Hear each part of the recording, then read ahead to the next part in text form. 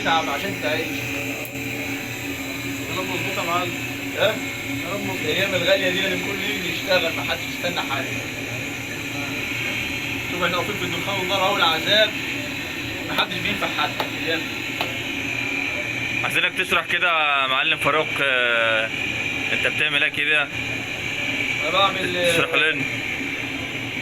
الفراش بتاعت العجل، فرش جديد حداد.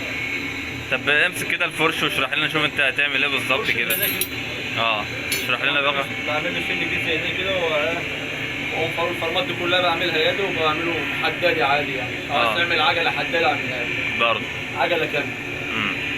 ده يعني بيبقى افضل من اللي موجود فيه. في الغلا ده اوفر. او تعملها يدوي اوفر من الجاز او اقوى من الجاز. متينه يعني عن التاني. 100 100.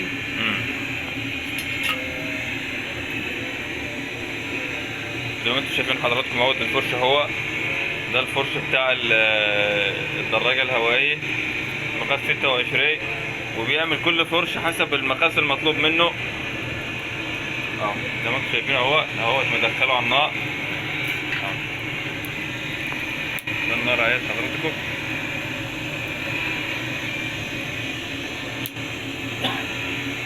ونرجع لكم تاني بعد ما يجي ان شاء الله.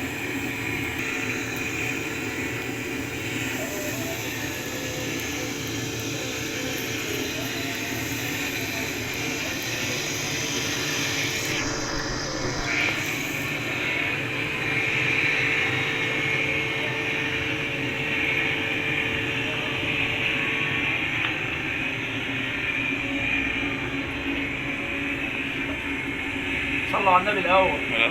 اهم حاجه.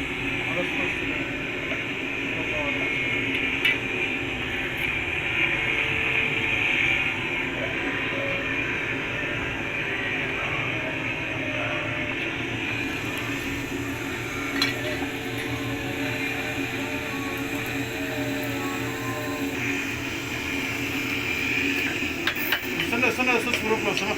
ايه اللي حصل معاك كده يا جدعان؟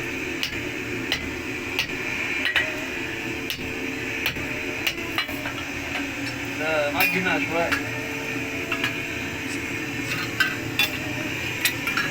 حضرتك كده يا معلم فاروق، حضرتك انت اشرح لنا كده ازاي بتلف الماسوره وازاي بتصنع الفرش الحدادي. استنى تلف الماسوره. خرب بيتي يا عم، انت مالك؟ ده شغل اهو. هو بيشرح لنا حضرتك اهو، هو بيشرح لنا يا عم. بتعمل ايه كده يا معلم فاروق؟